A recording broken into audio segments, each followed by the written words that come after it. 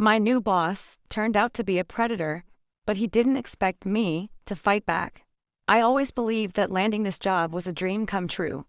I had been job hunting for months, drowning in rejection emails and barely scraping by on savings. So when I got the offer for an executive assistant position at a prestigious law firm, I was over the moon. The salary was great, the benefits were insane, and I finally felt like I could breathe. But dreams can turn into nightmares in the blink of an eye. From the moment I met my boss, Ethan Carter, I could tell he was different. Not in an overtly creepy way at first. He was in his late 40s, tall, sharp-dressed, and oozed confidence, the kind of man who could command a room with just a glance. People respected him, feared him even. And in the beginning, he was nothing but professional. He was demanding, sure, but never inappropriate.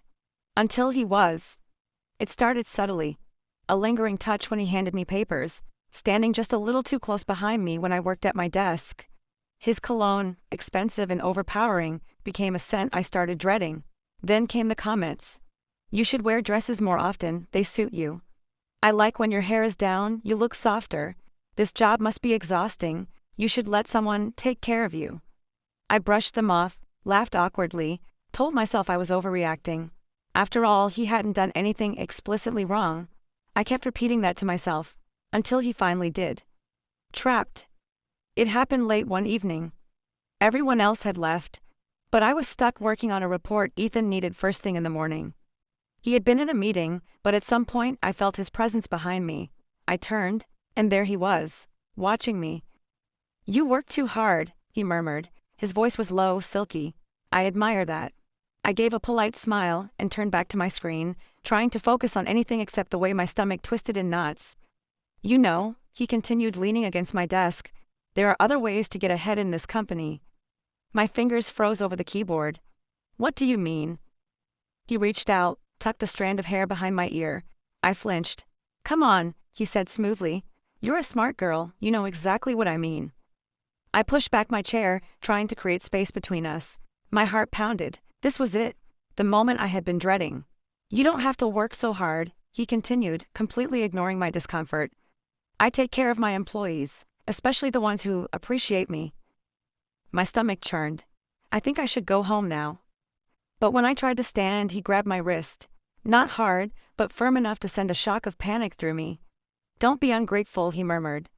I could make your life very easy, or very difficult. The office suddenly felt suffocating. I yanked my hand away. I have to go. I grabbed my things and practically ran out of the building. Fight or flight? I spent the entire night shaking, my mind spinning with worst-case scenarios. If I reported him, would anyone believe me? He was powerful, respected. If he wanted to ruin my career, he could. But I couldn't just let this go. I had two choices, run or fight, and I was done running. The setup. The next day, I walked into the office as if nothing had happened. Ethan acted the same too, cool, confident, untouchable. But I had a plan. Step 1, record everything. I started keeping my phone on record every time we were alone, and predictably he didn't stop. Imagine if people found out about you and me, he whispered one day, his hand brushing against my back. They'd be so jealous. Click, recorded. I could do so much for you, he said another time, his fingers ghosting over my thigh. All you have to do is let me. Click, recorded. Step 2, find allies. I started talking to other women in the office, carefully, subtly, and what I found made me sick. I wasn't the first, I wasn't even the 10th. Some had quit. Some had stayed silent out of fear. One had even tried reporting him, but HR buried the complaint. I knew then that if I wanted justice, I couldn't go through official channels. I had to destroy him myself. Chess checkmate. The final step was risky, but I had to take it. I baited him, stayed late, let him think he had won, and sure enough, he made his move this time, on camera. When his hand slid up my leg, I pretended to hesitate. Are you sure no one will find out? I whispered. He smirked. No one would believe you over me. Click. The next morning I sent everything, to HR, to the board, to every news outlet I could think of. By noon, Ethan's career was in flames. By evening, he was escorted out of the building. And by the next day, he was done. It wasn't easy. It wasn't easy. People with me, but others, so many others came forward.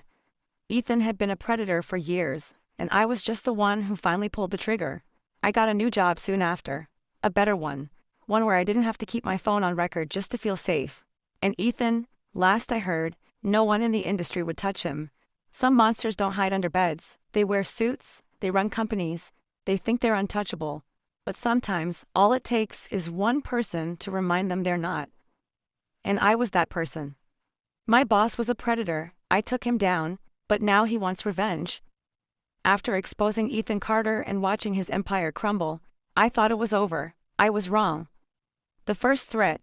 It started 2 weeks after he was fired.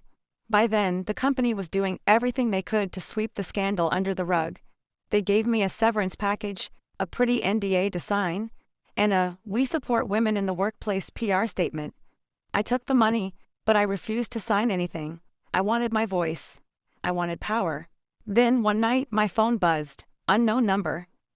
I almost ignored it. Until I saw the message. "You think you won?" My blood turned to ice. I stared at the screen, my hands trembling.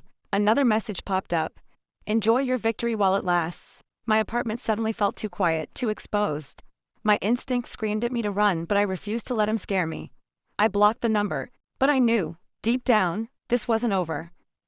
The shadow in my life. At first, it was just the messages. They came from different numbers, always the same tone. Threatening, mocking. Then it escalated. I noticed a black car parked outside my building late at night. Every time I walked home, I felt eyes on me. One evening, I got off work and found my front door unlocked. I never left it unlocked. I stepped inside, heart hammering, scanning the room. Nothing looked disturbed, except my bed.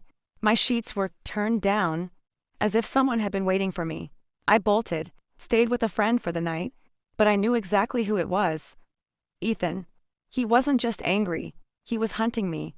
The accident. A week later, I was walking home when I heard it, the screech of tires. A car, black and unmarked, came out of nowhere, racing toward me. I barely had time to react. I threw myself to the sidewalk just as it sped past, missing me by inches. I lay there panting, staring at the taillights disappearing into the night. That was no coincidence. That was a warning. The turn of the game.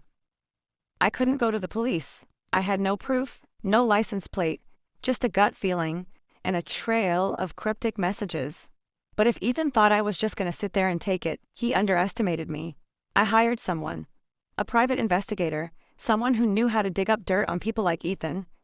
And what we found blew my mind. The secret he never wanted out. Ethan wasn't just a predator, he was dirty. Fraud, embezzlement, deals with people he shouldn't have been dealing with. There was a reason the company never turned against him. They were all in on it. I had taken down his career. Now I had the ammo to take down his entire life.